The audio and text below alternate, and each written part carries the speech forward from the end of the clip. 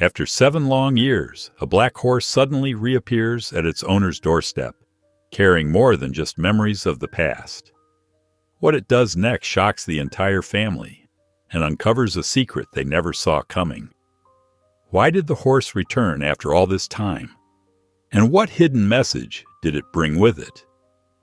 This heart-stopping story of loyalty, mystery, and redemption will leave you speechless until the very end.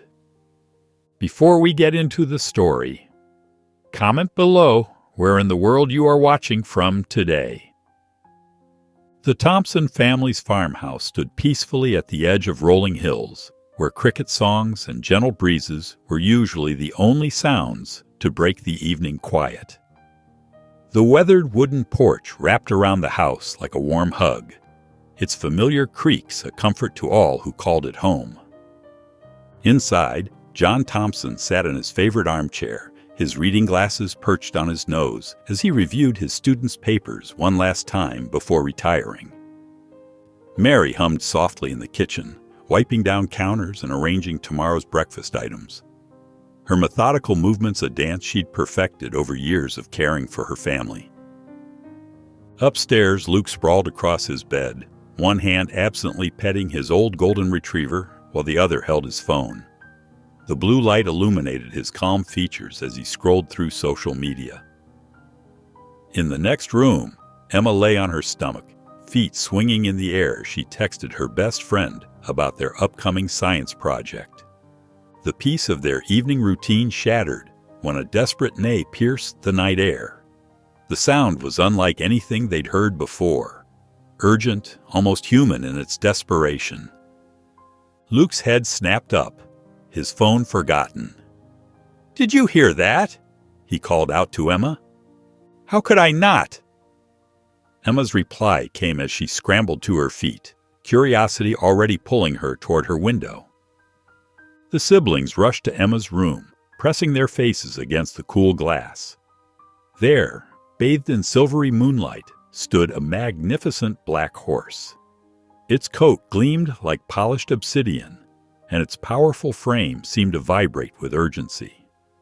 But what caught their attention was the leather satchel secured to its side, and the unmistakable sound of infant cries drifting up from it.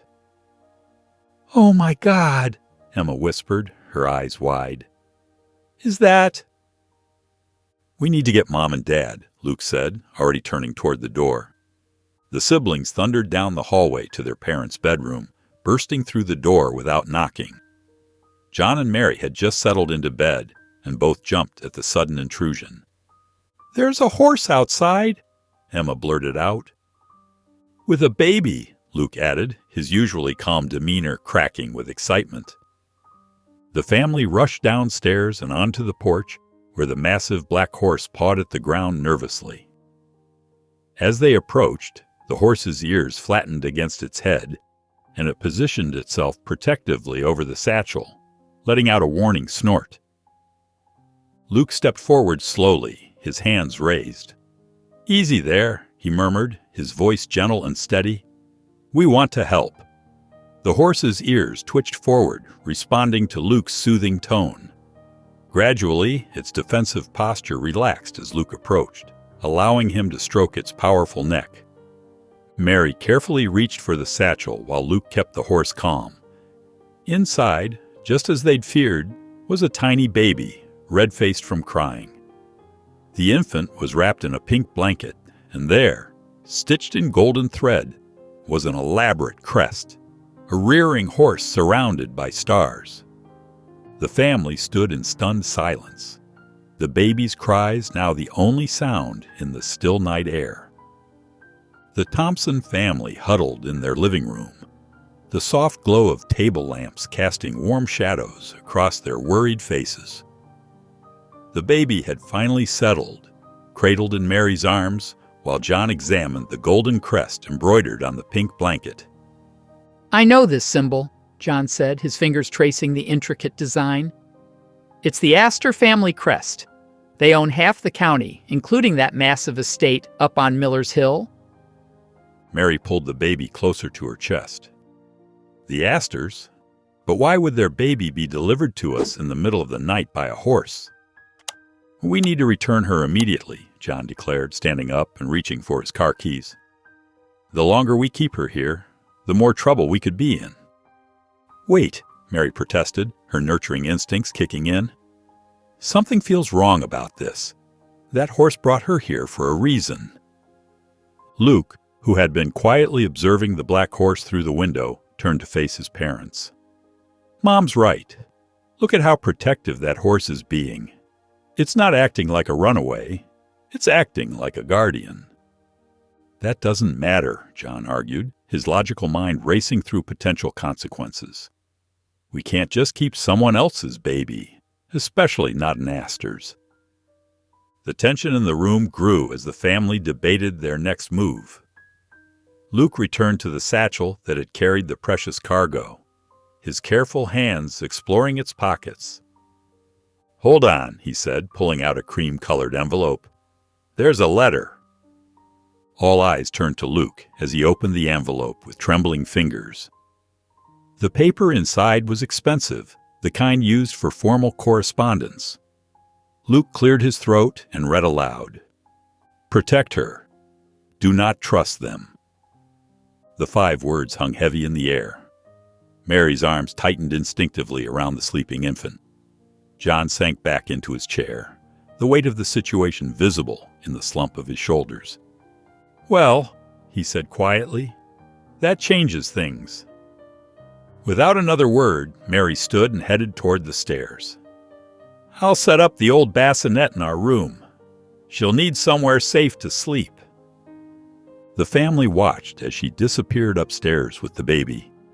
Outside, the magnificent black horse moved from the porch to take up position near the front door, its powerful frame silhouetted against the moonlight like a sentinel standing guard. The morning sun filtered through the kitchen windows as the Thompson family gathered around their breakfast table. The events of the previous night felt surreal in the warm light of day. Baby Charlotte, as they'd taken to calling her, dozed peacefully in a borrowed bassinet beside Mary's chair. We can't keep her hidden forever, John said, stirring his untouched coffee. His usual steady demeanor showed cracks of concern. The Astors will notice she's missing if they haven't already. Mary glanced at the sleeping infant, her maternal instincts evident in her protective posture. That note was clear, John. Someone trusted us to keep her safe. I agree with Mom, Emma chimed in, her teen enthusiasm tempered by the gravity of the situation. What if she's in real danger? John rubbed his temples, weighing their options. Fine. We need more information before making any decisions. But we have to be smart about this. Luke, who had been quietly feeding bits of toast to Midnight through the kitchen window, turned to face his family. Emma and I could go check out the estate. You know, just casual teenagers being curious about the fancy mansion. That's actually not a bad idea, John admitted, his teacher's mind analyzing the suggestion. You'd attract less attention than adults asking questions. Emma nodded eagerly. We could say we're doing a school project about local architecture or something. Mary's hands twisted her napkin nervously. I don't know. What if someone recognizes the connection? We'll be careful, Mom, Luke assured her. Besides, we need to know what we're dealing with. Outside, Midnight stood vigilant, having refused to leave its post by the house. The magnificent horse's presence seemed to confirm their suspicions that something was indeed wrong at the Astor estate. All right, John finally agreed, his protective instincts warring with the need for information. But you need to be extremely careful. Don't mention the baby or last night. Just observe and listen. The siblings hurried to prepare for their mission. Emma carefully photographed the ornate crest from the baby's blanket with her phone, while Luke examined the satchel one more time for any overlooked clues. They found nothing new, but the quality of the leather and craftsmanship spoke of wealth and privilege. Remember, John instructed as they prepared to leave, if anything feels off, you come straight home. The siblings stood on the front porch, double-checking their story and the few items they'd gathered. Mary and John watched from the doorway, their faces a complex mixture of parental worry and desperate hope. Midnight's eyes followed the teenagers' movements, as if understanding the importance of their task. Luke and Emma stood at the entrance of the Astor estate, their hearts pounding at the sight before them. Wrought iron gates stretched skyward, their elaborate designs speaking of old money and carefully guarded secrets. A uniformed guard stood at attention in a small booth, his expression neutral but watchful. Beyond the gates, manicured lawns rolled toward a mansion that seemed to touch the clouds. The pristine gardens buzzed with activity as servants hurried about, their movements quick and purposeful. Despite the estate's grandeur, there was an undercurrent of tension in the air. "Remember the story," Luke whispered to Emma as they approached the guard. His sister nodded, clutching her notebook tightly. "Can I help you?" the guard asked, his tone professional but distant. Emma stepped forward, flashing her brightest smile. "Hi, we're doing a school project on historical architecture. The Astor Mansion is just amazing, isn't it?" The guard relaxed slightly. "It is quite impressive. Built in 1892, actually." As they chatted about the estate's history, Luke carefully observed the grounds. Servants whispered in clusters before dispersing quickly, their faces drawn with worry. "We heard there might be some excitement here lately," Emma ventured carefully. "Something about a missing child?" The change was immediate. The guard's shoulders stiffened and his smile became fixed. Nearby, two maids exchanged alarmed glances before hurrying away. "No, nothing like that here," the guard replied too quickly. "Everything's perfectly normal. The family's just busy with personal matters."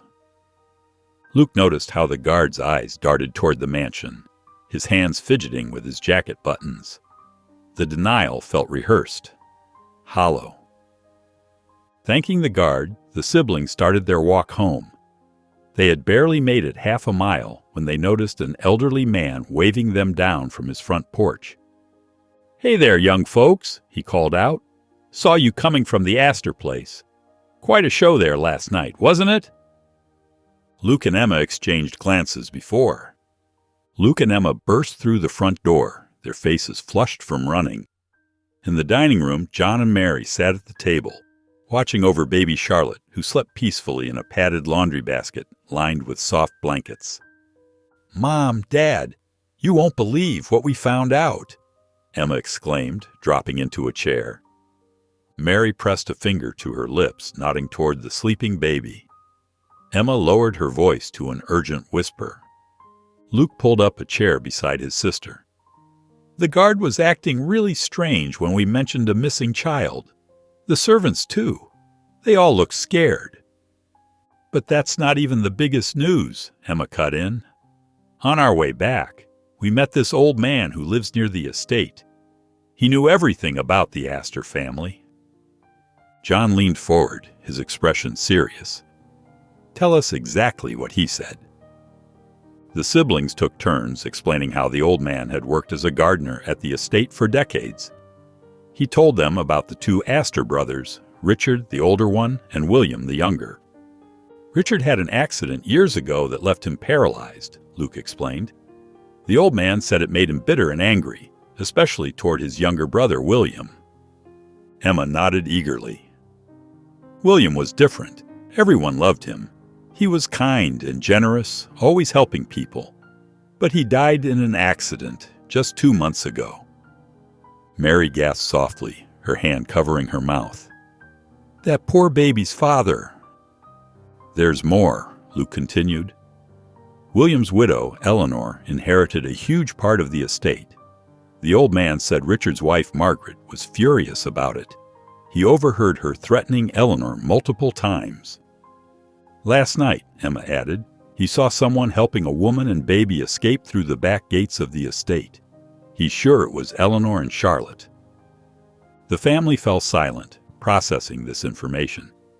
Baby Charlotte stirred in her makeshift crib, making tiny cooing sounds in her sleep. Mary stood up, moving closer to the baby. "We can't send her back there, not if that woman means her harm." "Mary," John said carefully, "we have to think this through. The Astors are one of the most powerful families in the region. If we keep their grandchild—" "John Thompson," Mary interrupted, her voice firm but quiet. "That baby came to us for protection. We can't just—" A loud neigh from outside cut through the tension. Midnight's hooves could be heard pawing at the ground, as if agreeing with Mary's words. The sound made baby Charlotte stir again, but this time she settled quickly, as if comforted by the horse's presence.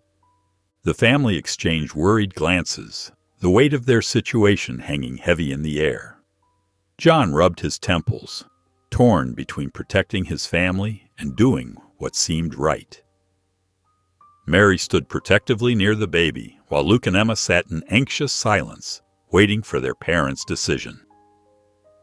The evening settled over the Thompson house like a heavy blanket. John moved methodically through each room, testing window locks and door handles twice. The familiar routine felt different tonight, charged with an unfamiliar urgency. In the backyard, Luke approached Midnight with a bucket of fresh water and some hay. The horse's dark eyes seemed to glow in the dim light as Luke stroked its mane. "You're safe here," he whispered, noticing how the horse's muscles tensed at every distant sound. Inside, Mary paced the living room, cradling baby Charlotte. The infant's tiny fingers curled around Mary's thumb as she hummed a soft lullaby. Emma sat cross-legged on the couch, pretending to watch TV while stealing worried glances at the windows. Hours later, when most of the family had gone to bed, Luke sat in his room with a book propped on his lap. The words blurred together as exhaustion crept in, but something kept him from sleeping. A subtle crunch of gravel outside made him freeze. Then came another sound, the distinct squeak of the barn door. Luke's heart raced as he crept to his parents' room. "Dad," he whispered urgently, shaking his father's shoulder, "someone's in the barn." John bolted upright, immediately alert. He grabbed the baseball bat from under the bed, while Luke woke Emma. The siblings armed themselves with flashlights, their hands trembling slightly as they followed their father downstairs. Through the kitchen window, they could see dark figures moving in the barn. Midnight's distressed neighs pierced the night air, followed by the sound of things being knocked over. "Call the police," John instructed Mary, who stood at the top of the stairs with baby Charlotte held tight against her chest. He gripped the bat firmly and moved toward the back door, Luke and Emma close behind. They burst into the barn, flashlight beams cutting through the darkness. 3 masked figures whirled around, startled by the sudden light. Midnight reared up, kicking out at one of the intruders who had tried to grab its reins. "Get out!" John's voice boomed through the barn. He swung the bat threateningly as Luke and Emma's flashlights illuminated the scene. The intruders scrambled backward, but not before one of them struck Midnight with something heavy. The horse let out a pained cry and stumbled, blood trickling from a gash on its flank. The sound of approaching sirens sent the masked figures running into the darkness. John started to give chase, but stopped when he heard Midnight's labored breathing. Luke was already at the horse's side, examining the wound with shaking hands. "They knew," Emma whispered, her flashlight beam revealing scattered papers from the barn, documents they'd hidden from the baby's satchel. "They knew exactly where to look." John lowered the bat, his knuckles white from gripping it so tightly. "They weren't just after Midnight," he said grimly. "They wanted proof of where Charlotte came from." Luke pressed a clean cloth against Midnight's wound, the horse trembling beneath his touch. The family huddled together in the barn, the sound of approaching police cars growing louder, all of them understanding that their quiet life had transformed into something far more dangerous. The morning sun streamed through the kitchen windows, casting long shadows across the worried faces of the Thompson family. John's hands were stained with antiseptic as he finished cleaning Midnight's wound in the barn. The horse had remained surprisingly calm through the treatment, though its dark eyes followed every movement with heightened alertness. Inside, Mary clutched baby Charlotte close to her chest, while Emma and Luke sat at the kitchen table, their breakfast untouched. The events of the previous night had left them all rattled. "Those men knew exactly what they were looking for," Luke said, pushing his cereal bowl away. "They went straight for the documents we'd hidden." John walked in from the barn, wiping his hands on a towel. "Midnight will be fine. The cut isn't as deep as we feared." He sank heavily into a chair, exhaustion evident on his face. "We need to think about reporting this break-in." "To whom?" Mary's voice trembled. "The Astors practically own this town. Who's to say they don't have influence over the police, too?" Emma stood up abruptly, her chair scraping against the floor. "We can't just sit here and wait for them to try again. We need answers." "And risk putting ourselves in more danger," John countered, his logical nature wrestling with their predicament. "If we involve the authorities, the Astors will know exactly where the baby is." "But if we don't do anything, we're sitting ducks," Luke argued. "Emma and I could go back to the estate. Now we know what to look for. Evidence of Eleanor. Proof of what happened to William." Mary's grip on Charlotte tightened. "Absolutely not. After what happened last night." The tension in the room grew thick as each family member struggled with their conflicting instincts. John wanted to protect his family through proper channels. Mary's maternal instincts screamed to shield both Charlotte and her children, while Luke and Emma burned with the need to uncover the truth. "Look," Emma said finally, her voice steady. "Luke and I can be careful. We already know our way around, and the guards seem to like us. Maybe we can find Eleanor herself." John and Mary exchanged long looks, years of marriage allowing them to communicate without words. Finally, John sighed. "If, and I mean if, we agree to this, you both need to promise to be extremely careful. No risks, no confrontations." "I'll stay here with Charlotte," Mary said softly. "She needs constant care, and someone needs to keep watch." John nodded. "And I'll work on fixing the barn. Those men left quite a mess, and we need to make it more secure anyway." The siblings looked at each other, then back at their parents. "We promise to be careful," Luke assured them. "We'll just observe and gather information. Nothing more."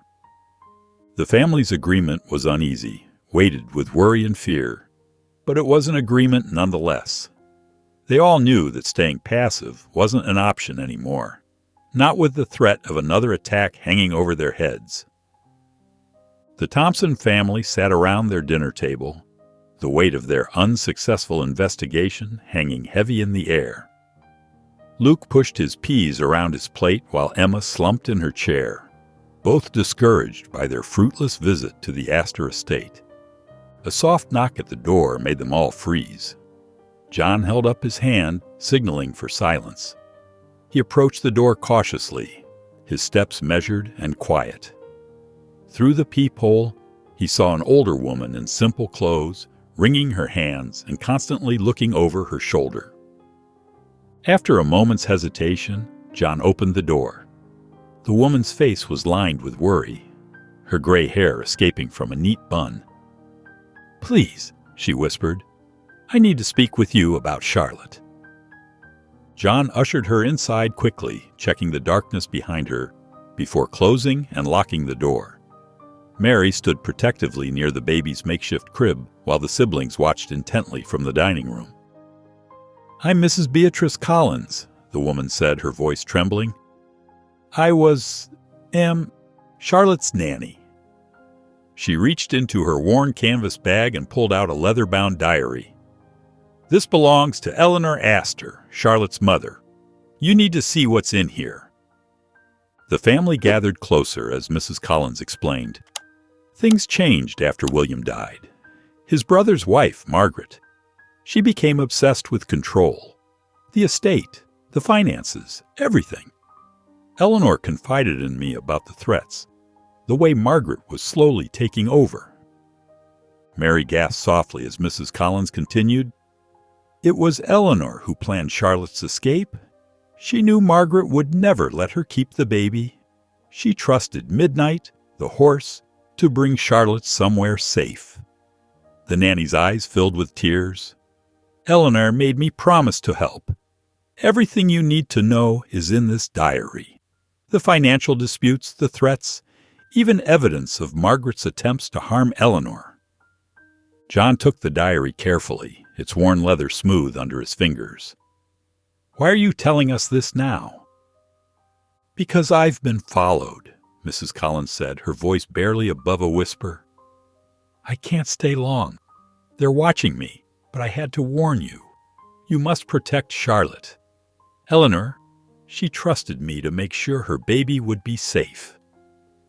The nanny stood shakily, despite Mary's protests to stay. No, I can't. I'll only bring danger to your door. The diary will tell you everything you need to know. Her eyes filled with tears as she looked at baby Charlotte one last time. They watched as Mrs. Collins slipped out into the night, her figure quickly swallowed by darkness. Mary held Charlotte close to her chest, gently swaying with the sleeping infant. John settled into his armchair, opened the diary with trembling hands, and began to read aloud Eleanor's haunting account of life at the Astor estate. John settled deeper into his armchair, the diary's pages yellowed and dog-eared. The living room lamp cast a warm glow over the family as they gathered close, hanging on every word. Baby Charlotte slept peacefully in her makeshift crib nearby, unaware of the storm brewing around her. April 15th, John read, his voice low and steady. Margaret visited again today. Her words were sweet, but her eyes were cold. She spoke of William's estate as if it were already hers, suggesting I might be overwhelmed with the financial responsibilities. Mary wrapped her arms around herself, her face pale. Luke and Emma sat cross-legged on the floor, their expressions grave as their father continued reading. May 3rd, John's voice grew tighter. The accusations have begun. Margaret tells the board members I'm mishandling funds, that I am emotionally unstable after William's death. She's turning everyone against me, one by one. Even the servants won't meet my eyes anymore. Emma's hand found Luke's, squeezing it tight.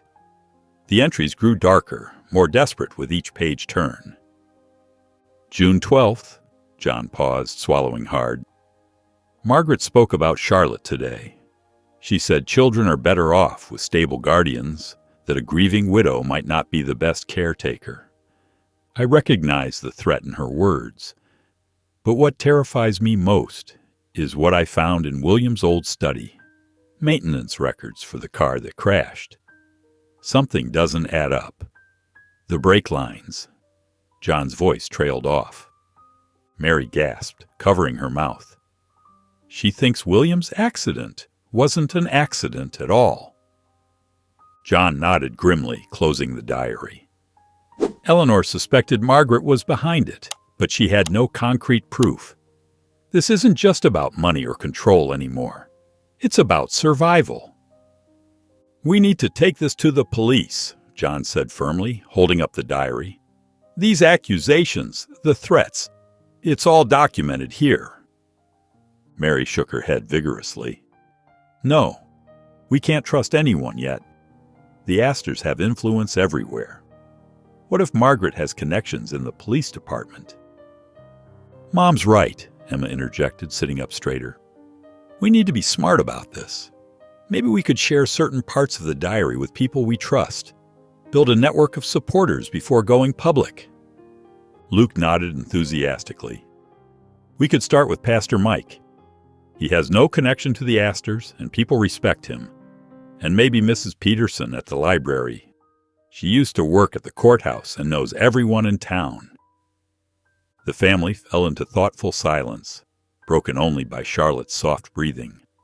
Finally, John spoke. "All right, we'll be careful, strategic. We'll choose our allies carefully and share only what we must. But we need to move quickly. Margaret already knows where Charlotte is." They huddled closer together, their determination growing stronger as they began forming their plan to protect baby Charlotte and expose the truth about the Astors. The early morning sun barely peeked over the horizon when the sound of frantic neighing jolted the Thompson family awake. John rushed to the window, his eyes scanning the backyard, where the majestic black horse paced back and forth, its hooves stomping the dewy grass. "Something's wrong," Luke said, appearing beside his father. They hurried outside, the cool morning air biting at their skin. Near the barn, John crouched down, his finger tracing the outline of a fresh footprint in the mud. "These weren't here last night," he muttered, his face grim. More prints dotted the ground, leading toward the woods behind their property. "Someone was watching us," Luke whispered, his voice tight with concern. John nodded, his jaw set. "Let's follow them. Mary," he called out to his wife standing on the porch, "stay with Emma and the baby. We'll check this out." Father and son tracked the footprints into the dense woods, moving cautiously through the undergrowth. After about 10 minutes, they came upon a small clearing where broken twigs and flattened grass told their own story. "Look!" Luke pointed to a pile of cigarette butts and empty food wrappers. "Someone's been camping here." He picked up a discarded newspaper with yesterday's date. "And they had a clear view of our house," John added, noting how the clearing provided a perfect vantage point of their backyard.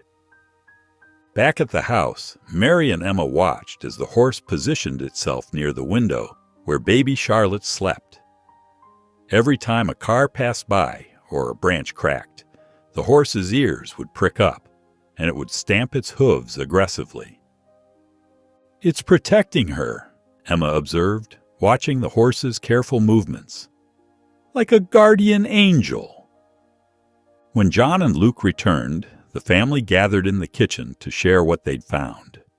John's face was stern as he described the campsite and its strategic location. "We need to secure the house," he declared, already making mental notes. "I'll reinforce all the doors and windows today. Emma, help your mother check all the locks. Luke, you seem to have a special connection with that horse. Stay close to it." Luke nodded, feeling the weight of responsibility settle on his shoulders.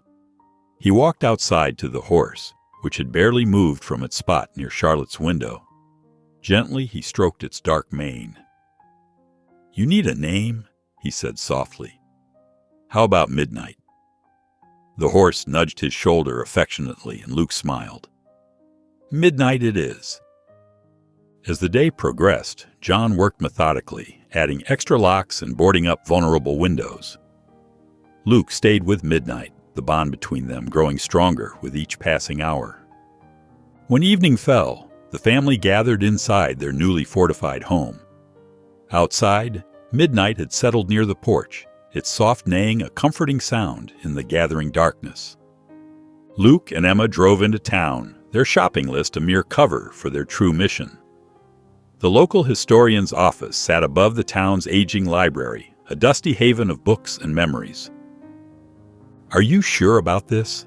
Emma whispered as they climbed the creaky stairs. Luke nodded. "Thomas Green worked at the estate for 20 years. If anyone knows the truth, it's him." They found the historian surrounded by towering stacks of papers and old photographs. His silver hair caught the afternoon light streaming through the window, and his kind eyes crinkled as he looked up from his work. "Can I help you?" he asked, adjusting his wire-rimmed glasses. Emma pulled out the baby's blanket, carefully folded to show the crest. "We need to ask you about the Astor family." Mr. Green's expression changed instantly. He stood up, walked to the door, and closed it quietly. "Where did you get that?" he asked, his voice barely above a whisper. The siblings shared a careful look before Luke spoke. "We have Eleanor Astor's diary, too. We know something's wrong at the estate."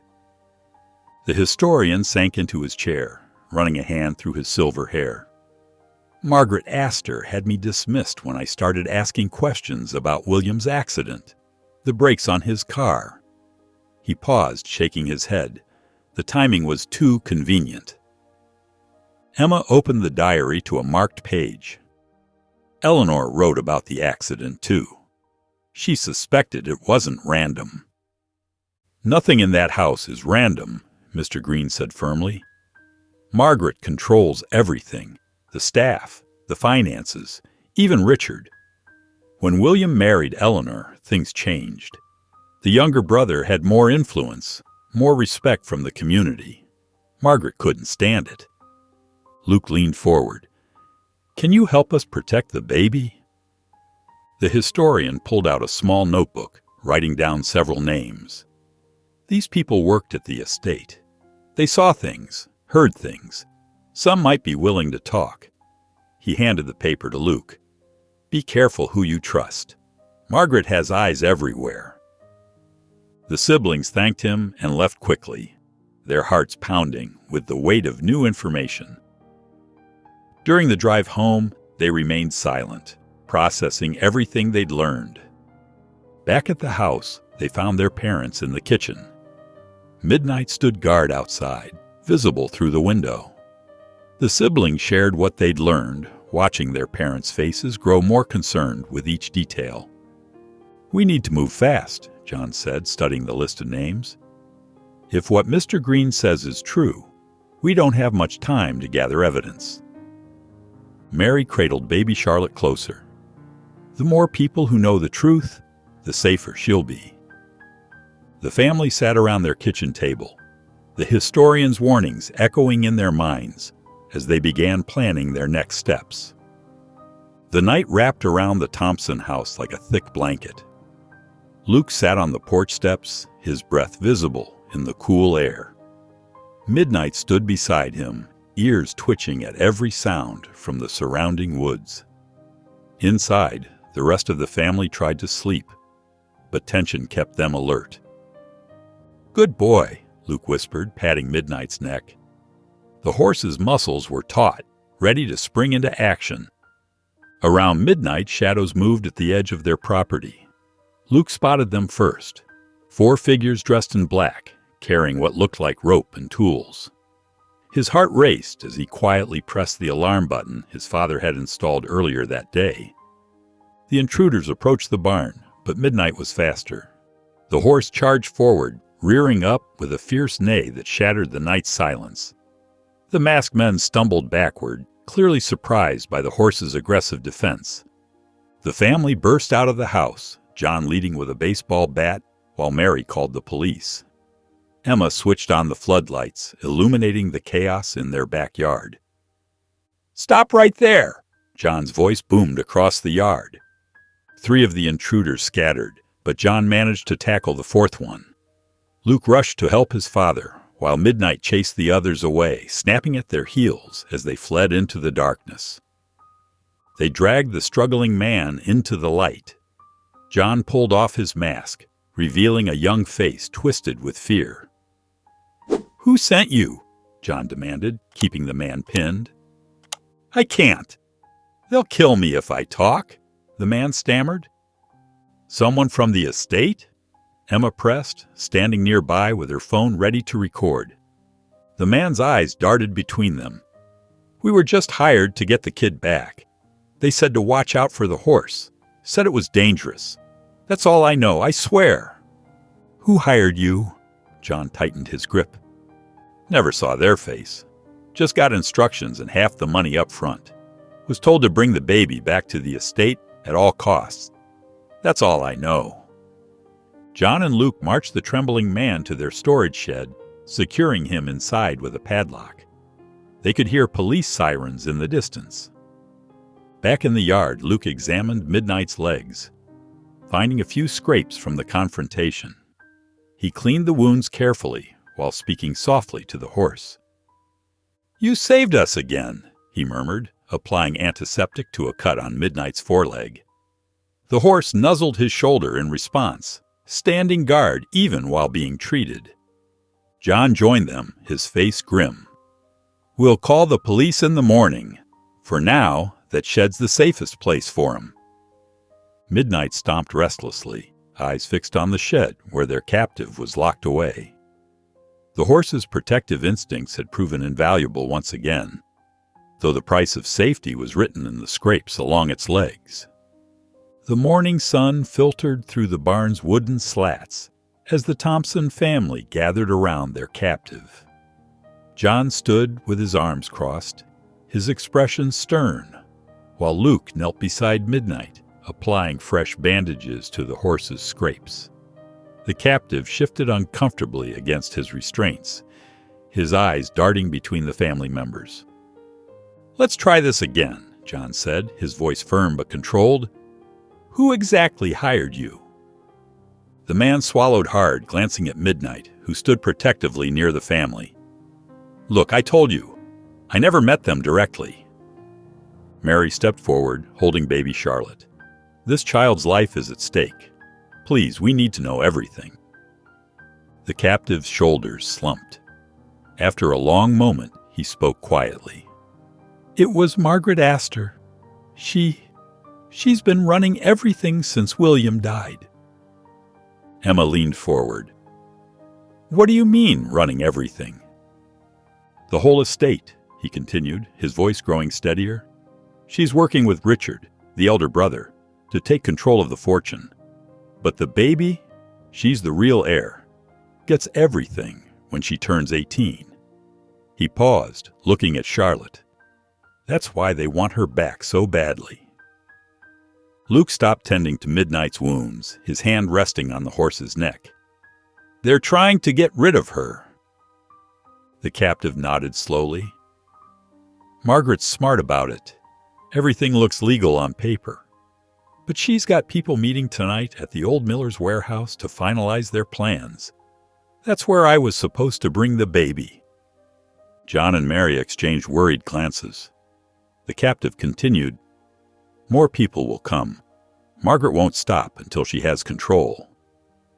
The family huddled together, speaking in hushed tones. They knew they had to act quickly with this new information. John suggested they investigate the warehouse meeting the next day, hoping to gather evidence of the conspiracy.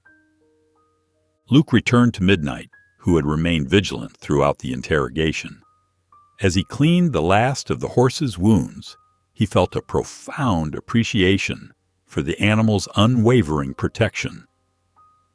Midnight's dark eyes seemed to understand the weight of their situation, and the horse pressed its muzzle gently against Luke's shoulder in a gesture of solidarity. "We'll need you more than ever tomorrow, boy," Luke whispered, and Midnight's ears pricked forward in response. The morning light streamed through the kitchen windows as the Thompson family prepared for their dangerous mission. Mary cradled baby Charlotte close, wrapping her securely in a warm blanket. "We can't leave her here," Mary said firmly, meeting John's concerned gaze. "She needs to be with us." John nodded reluctantly as he packed a backpack with essentials, flashlights, water bottles, and a first aid kit. His hands moved methodically, but his worried expression betrayed his inner turmoil. Luke and Emma gathered their own supplies, checking their phone batteries and downloading offline maps of the area. The weight of what they were about to do hung heavy in the air.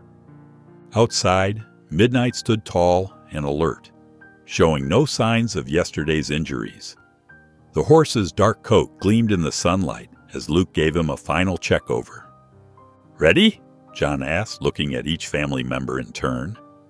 They nodded solemnly. The family set out through the woods, with Midnight leading the way. The horse seemed to know instinctively which paths were safest, avoiding areas with loose rocks or dangerous slopes. "Do you think we're doing the right thing?" Emma whispered to Luke as they walked. "What if it's a trap?" Luke watched Midnight navigate through a particularly dense section of trees. "We don't have much choice. We need proof to protect Charlotte." I just hope we're not walking into something we can't handle, Emma replied, her voice trembling slightly. The woods grew darker as evening approached. They finally reached a small clearing where an old cabin stood, its weathered walls barely visible in the fading light. Midnight's ears suddenly pricked forward, and the horse's muscles tensed. John quickly ushered his family behind a cluster of thick bushes. Mary held Charlotte close, covering the baby's mouth gently to muffle any sounds. The horse remained still, its dark coat blending into the shadows. The silence was broken by a harsh whisper cutting through the darkness. "They're here."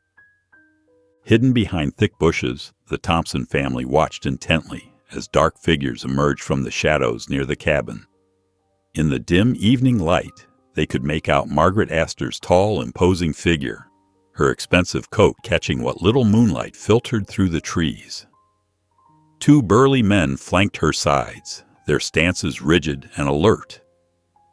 Mary clutched baby Charlotte closer to her chest, while John placed a protective hand on his wife's shoulder. Luke and Emma crouched low, barely breathing as they observed the scene unfolding before them. "I know you're out there." Margaret's voice cut through the darkness, sharp and cold. "You have something that belongs to me." John squeezed Mary's shoulder gently before stepping out into the clearing. The rest of the family followed, with Mary keeping Charlotte wrapped tightly in her arms.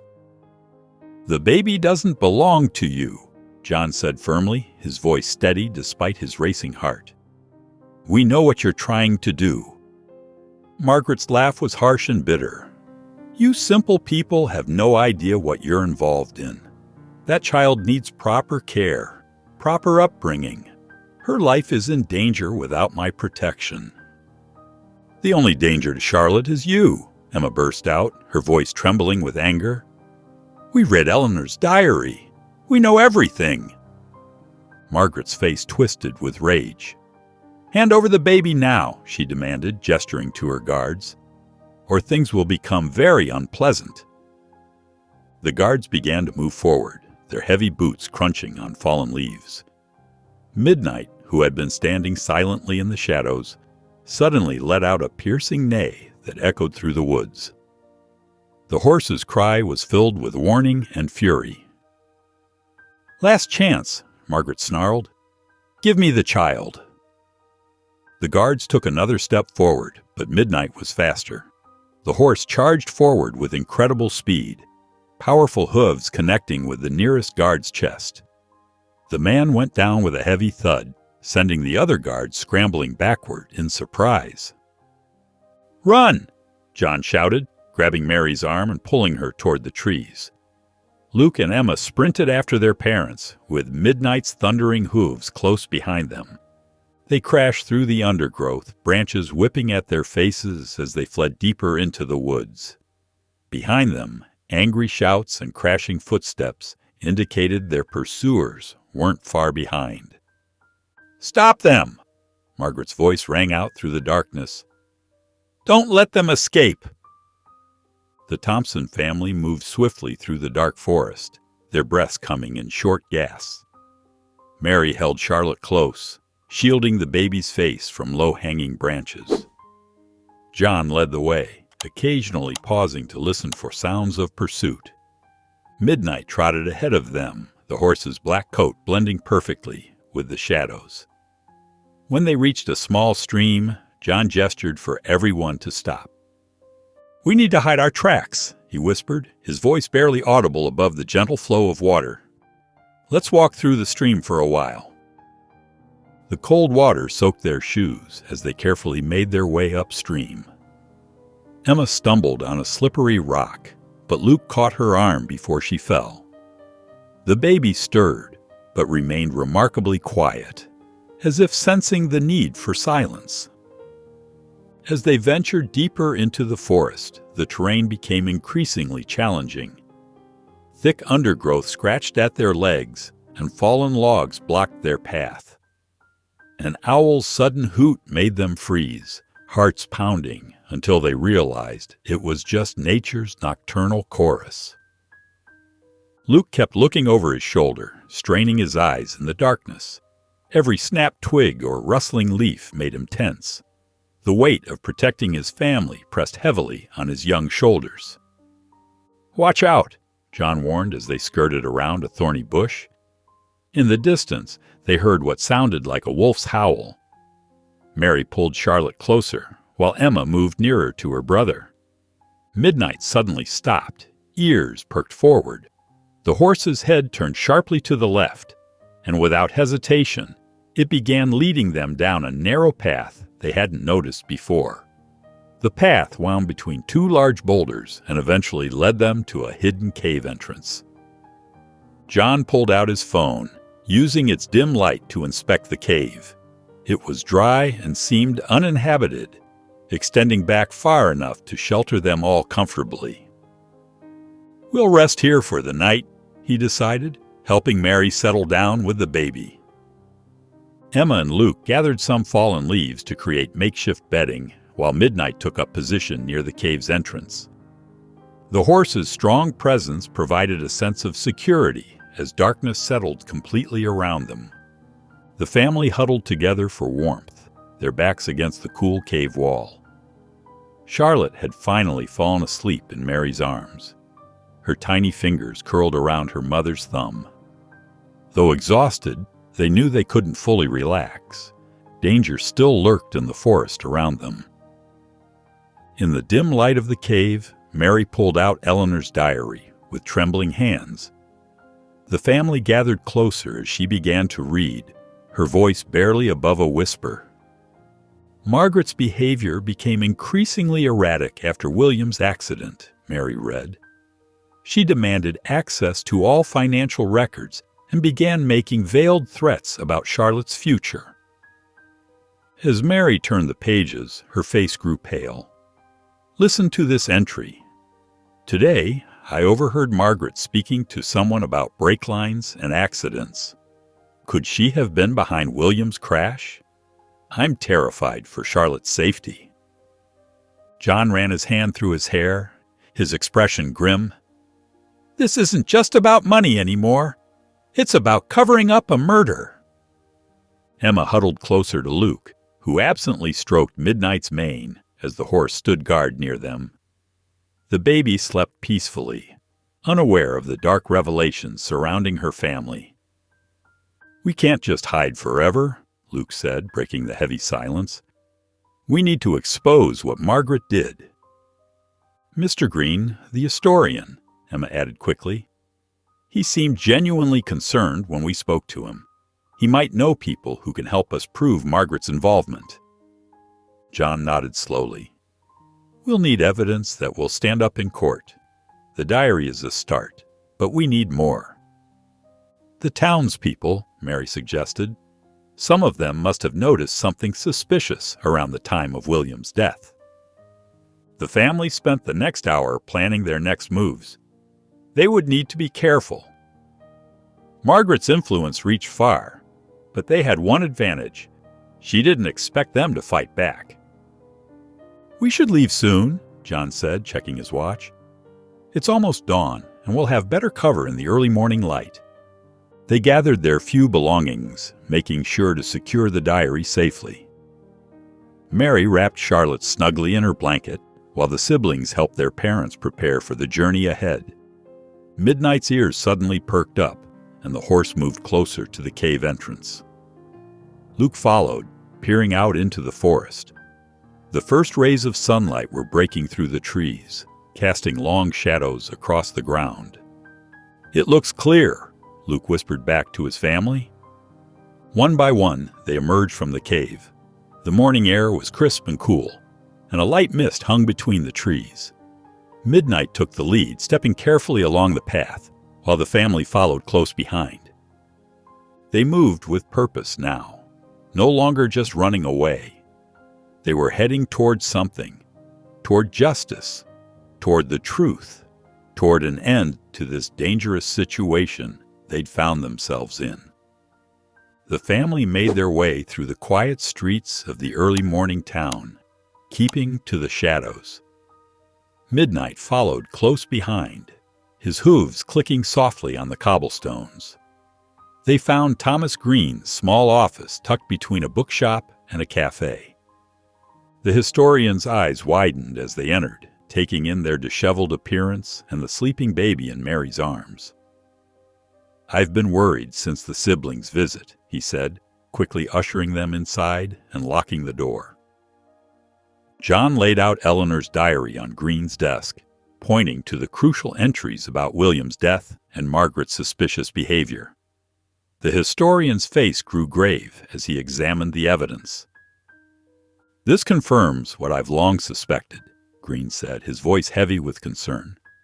"But we must act quickly. Margaret's influence reaches deep into local government and law enforcement." He pulled out several dusty folders from his filing cabinet, spreading old newspaper clippings and documents across his desk. "The corruption in the Astor family goes back decades," he explained. "William's father tried to clean things up, but after his death, Richard and Margaret took control. There were other suspicious deaths too, all covered up." Mary gasped as Green showed them photographs of previous accidents similar to William's. The pattern was clear and disturbing. "You're not alone in this fight," Green assured them. He picked up his phone and made several calls.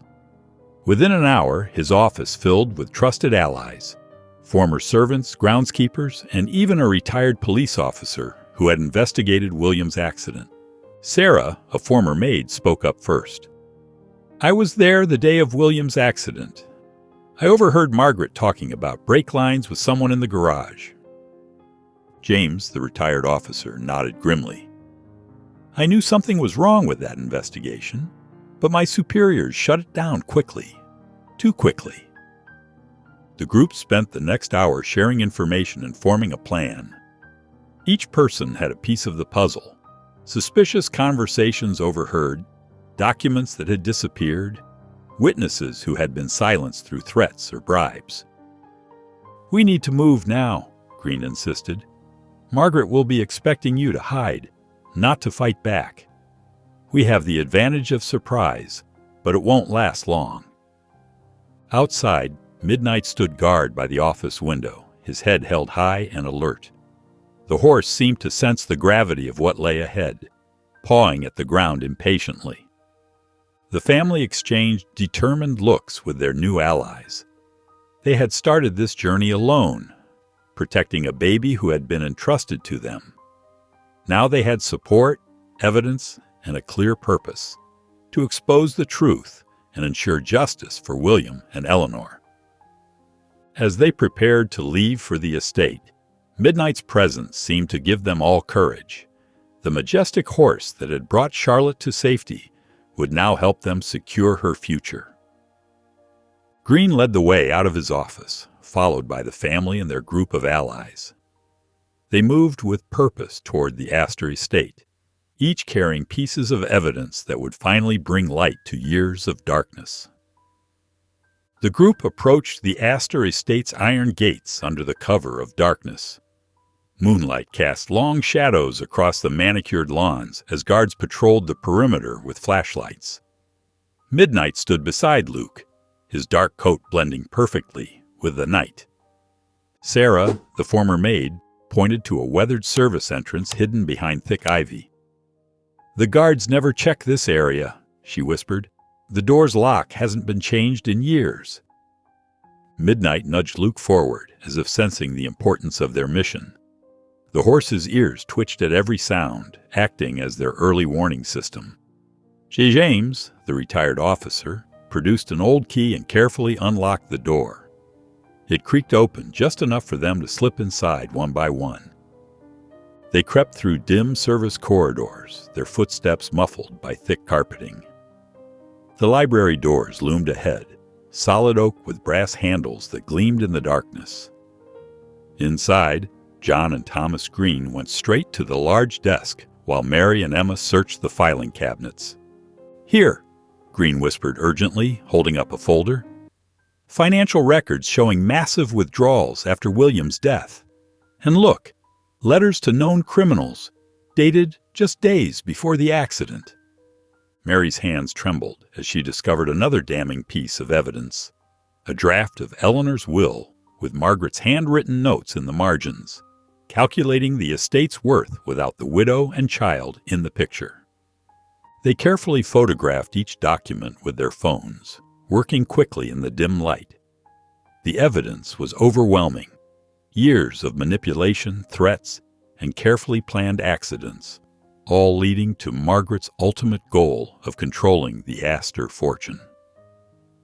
As they finished gathering the evidence, a floorboard creaked behind them. They turned to find Margaret standing in the doorway, flanked by armed guards. Her face twisted with rage as she saw the documents spread across the desk. "You stupid, meddling people!" she snarled. "Did you really think you could just walk in here and take what's mine?" The guards moved forward, but before they could reach the family, Midnight's powerful neigh echoed through the hallway. The massive horse charged through the doorway, rearing up on his hind legs. His hooves struck out, forcing the guards to stumble backward. Luke shouted, "Now! Run!" The family and their allies rushed past the startled guards, clutching their evidence. Midnight stayed between them and their pursuers, his powerful presence creating a barrier that none dared to cross. They raced through the corridors, their footsteps thundering against the wooden floors. They burst through the service entrance into the cool night air, their hearts pounding. Behind them, shouts and chaos erupted from the estate as Margaret's voice rang out, ordering her guards to stop them.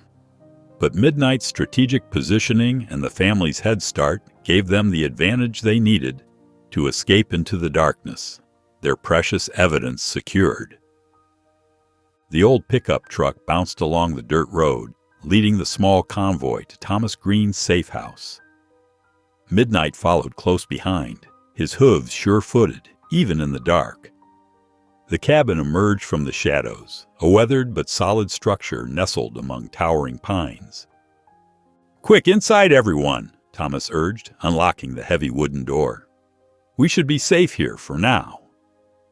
The interior was simple but comfortable, with a large wooden table dominating the main room. Mary settled baby Charlotte into a makeshift bed using cushions from the sofa, while John spread their gathered evidence across the table's surface. "Look at this," Sarah pointed to one of the financial documents. "The money transfers line up perfectly with William's accident." Thomas nodded grimly as he pulled out his laptop. "We need to organize everything systematically. I know a journalist at the Herald, Catherine Mills. She's been trying to expose corruption in powerful families for years." The group worked methodically through the night, scanning documents and creating detailed timelines. Emma's sharp eyes caught patterns in the financial records, while John's logical mind connected seemingly unrelated events into a clear picture of Margaret's schemes. "We'll need multiple copies," James suggested, his police experience showing. "Different locations, different people. Make it impossible to suppress." Thomas's contacts arrived throughout the morning, a retired judge, a courthouse clerk, and several other trusted allies. Each took responsibility for ensuring different pieces of evidence reached the right authorities.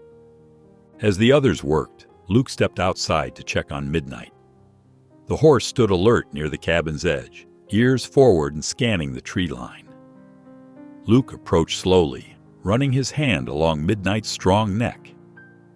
"You've been so brave," he murmured, pressing his forehead against the horse's warm coat. "We couldn't have done any of this without you." Midnight turned to nuzzle Luke's shoulder, his dark eyes seeming to understand every word. The bond between them had grown stronger through each challenge they'd faced together. "We're going to make it," Luke promised softly, stroking the horse's muzzle. "All of us. You, Charlotte, everyone." Midnight responded with a gentle neighing sound, soft and reassuring in the quiet forest. It was a moment of peace amidst the chaos, a reminder that even in the darkest times, hope remained. John and Luke drove through the winding country roads in their old pickup truck, the morning sun casting long shadows through the trees. They were headed to meet Edward Grayson, a seasoned journalist known for his fearless reporting on corruption. The small coffee shop they chose for the meeting sat on a quiet street corner. Edward was already there, his notebook ready and reading glasses perched on his nose.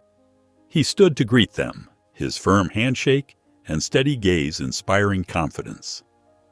"Thank you for meeting us," John said, sliding a thick manila envelope across the table. "Everything we've gathered is in here." Luke watched as Edward carefully examined each document. The journalist's eyebrows rose as he read Eleanor's diary entries, his pen moving quickly across his notepad. He studied the financial records with particular attention, comparing dates and noting patterns. "These allegations are serious," Edward said, looking up from the papers. "The financial trail, the testimonies from former employees, it's compelling evidence." He leaned back in his chair, removing his glasses. "I'll run the story, but I need to verify every detail. Cross-reference everything. It could take a few days, maybe a week. I'll try to expedite it, but we can't leave any room for doubt." John nodded, understanding the need for thoroughness. "You should know," Edward continued, his voice low and serious. "Once this breaks, the Astors won't take it lying down. They'll fight back hard. Your family needs to stay hidden until the story goes public and the authorities step in." The drive back to the safe house was tense, but hopeful. When they arrived, Mary met them at the door, her face etched with worry. "There were noises in the woods earlier," she whispered as they entered. "Emma and I heard branches breaking, like someone was walking around out there. Midnight got really agitated, too." John's jaw tightened as he glanced out the window. "Did you see anyone?" "No," Mary replied, cradling baby Charlotte closer. "But it didn't feel right. Midnight kept staring at one spot in the trees, and you know how good his instincts are." Emma joined them, her usual boldness tempered by concern. "We double-checked all the locks, and I helped Thomas set up some extra security lights."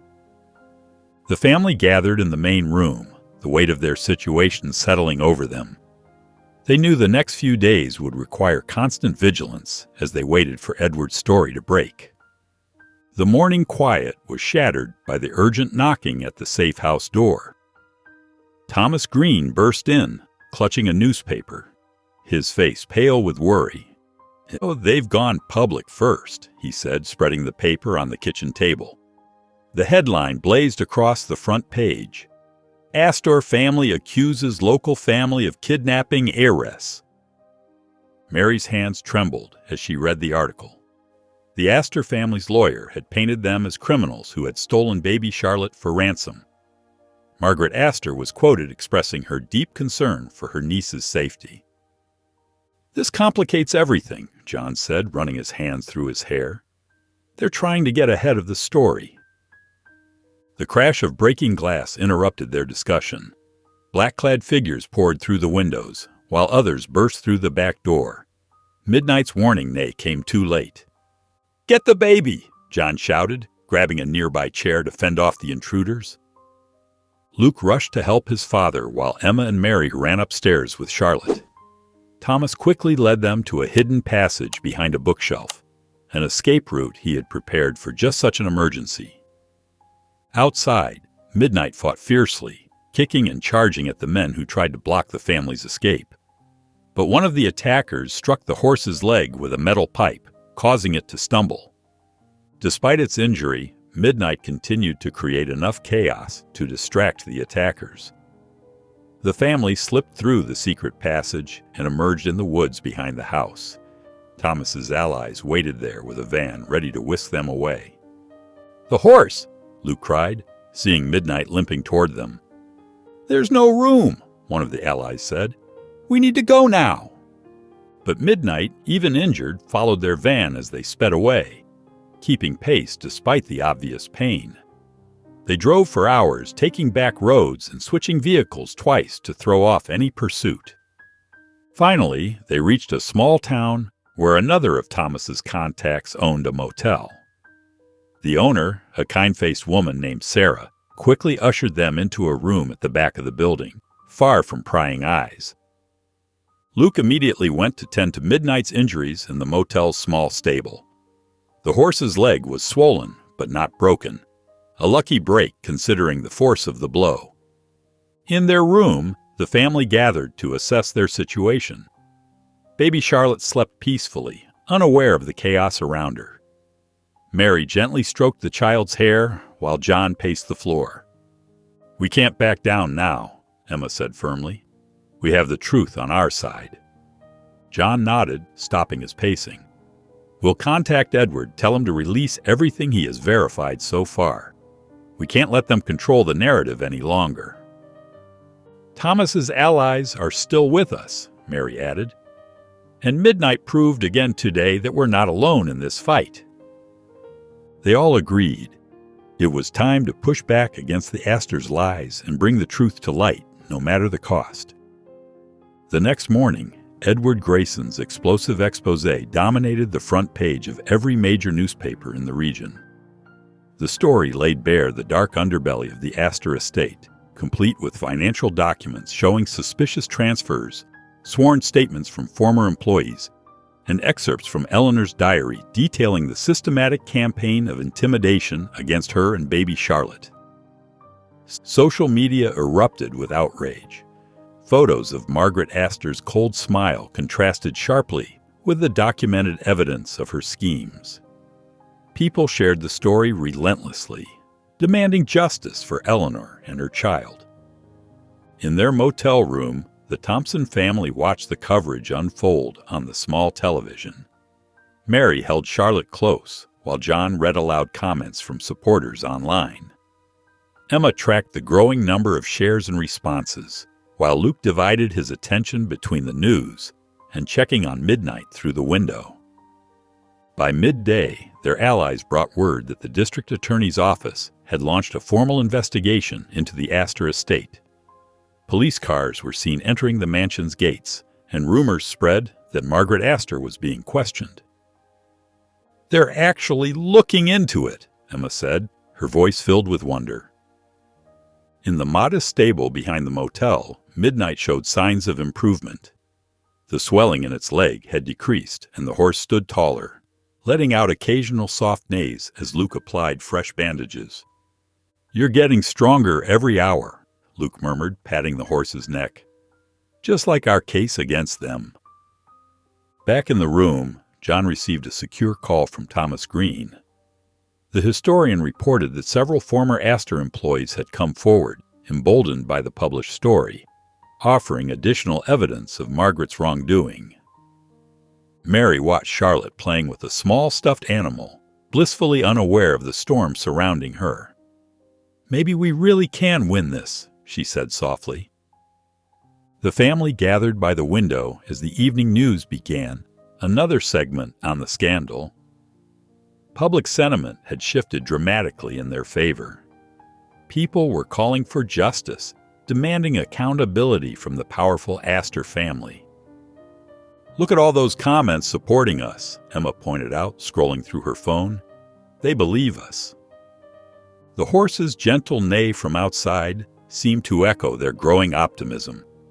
Though they remained cautious, knowing the fight ahead would be challenging, they felt the first real stirrings of hope since their ordeal began.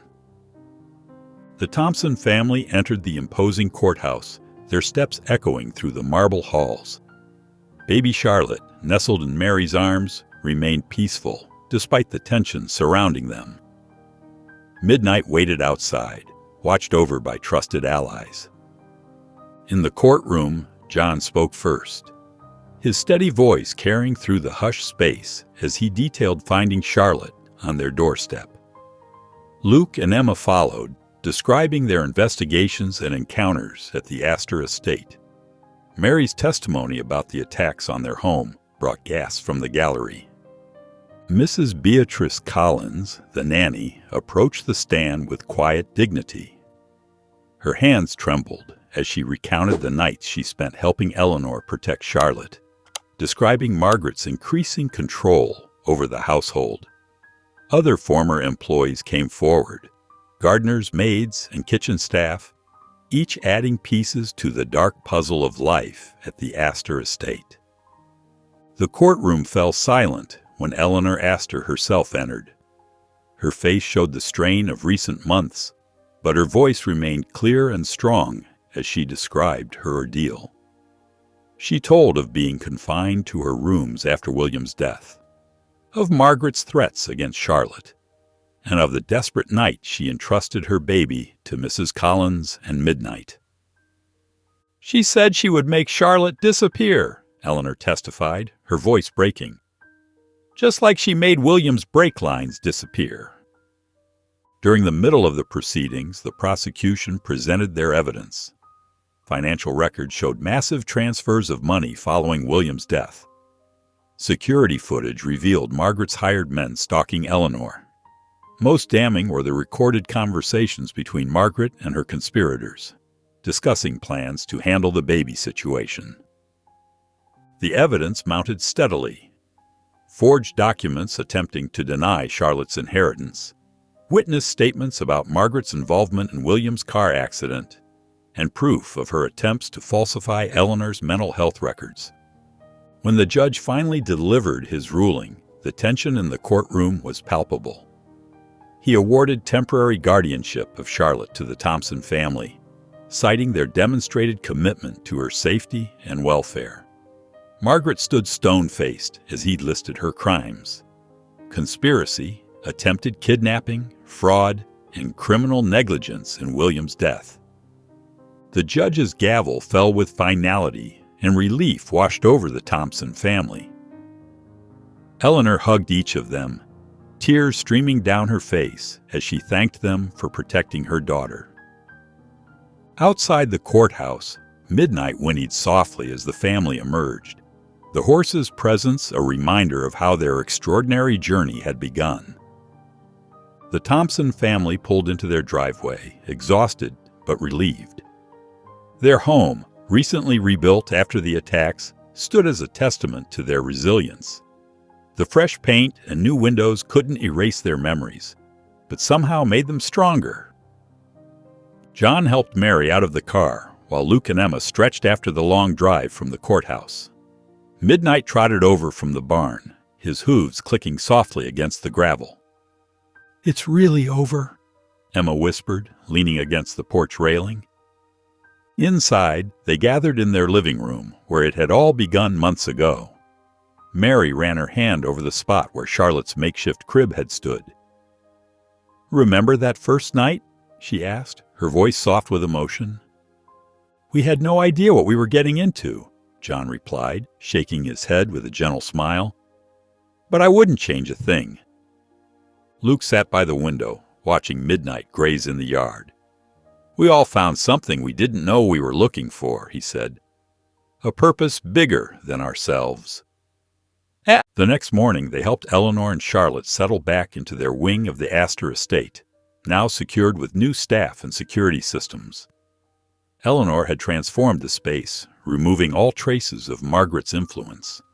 The rooms were bright and welcoming, filled with soft colors and Charlotte's toys. "I can never thank you enough," Eleanor said, cradling Charlotte as she showed them around. "You risked everything for us." Mary squeezed her hand. "You're family now," she said simply. The decision to leave Midnight with the Thompsons had been easy. The horse had formed an unbreakable bond with Luke, and Eleanor knew the faithful animal deserved the peaceful life the Thompson farm offered. As the family prepared to say their final goodbyes, emotions ran high. Charlotte, now bigger and more alert, reached out to touch each of their faces as if memorizing them. Eleanor packed the last of their belongings into her car, including the pink blanket that had started it all. The family stood together in their driveway, watching as Eleanor secured Charlotte in her car seat. There were tears and hugs, promises to visit soon, and gentle words of farewell. As the car pulled away, Midnight moved closer to Luke, gently pressing his nose against the boy's shoulder.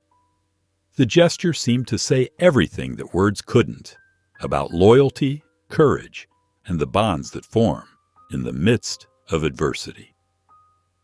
One crisp autumn morning, Mary collected the mail and found a thick envelope from Eleanor. The family gathered in the living room as she opened it, eager to hear the latest news. "Dear Thompson family," Mary read aloud, her voice warm with emotion.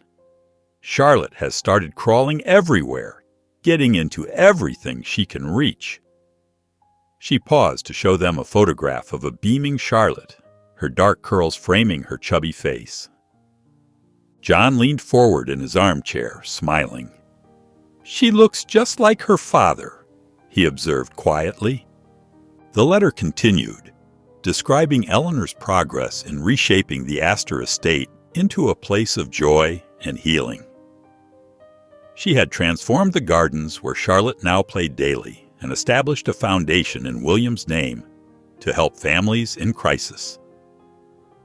"Your courage gave me strength," Mary read, "and now I can finally be the mother Charlotte deserves." Outside, Midnight's recovery had transformed him. His coat gleamed in the sunlight as he cantered freely across the pasture, no longer bearing the scars of their ordeal. Luke watched from the fence as the horse explored every corner of their property, stopping occasionally to graze or drink from the stream. "He's like a different horse now," Emma remarked, joining her brother at the fence. "Remember how scared he was when he first arrived?" The family had been changed by their experience, too. One evening, as they sat around the dinner table, Mary shared an idea that had been growing in her mind. "What if we used our home to help others?" she suggested. "People who need a safe place, just like Eleanor and Charlotte did?" John nodded thoughtfully. "We have the space, and we know what it means to stand up for what's right." Luke and Emma enthusiastically agreed, already planning how they could convert the barn's upper level into additional living space. Midnight seemed to approve too, nickering softly from his stall. As the sun began to set that evening, the family gathered on their wide front porch. The sky painted itself in brilliant oranges and pinks, while Midnight grazed contentedly in the nearby field. They sat in comfortable silence, watching the colors change. Emma curled up next to her mother on the porch swing. "We're different now, aren't we?" she asked. Mary wrapped an arm around her daughter. "We're stronger," she replied. "We know what we're capable of."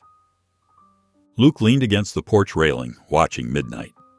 John stood beside him, placing a hand on his son's shoulder. Together, they gazed at the horizon, their shared experience having forged an unbreakable bond between them all. If you enjoyed the story of Luke, I handpicked this next story that you will enjoy. Please don't miss this one. Click here to watch it.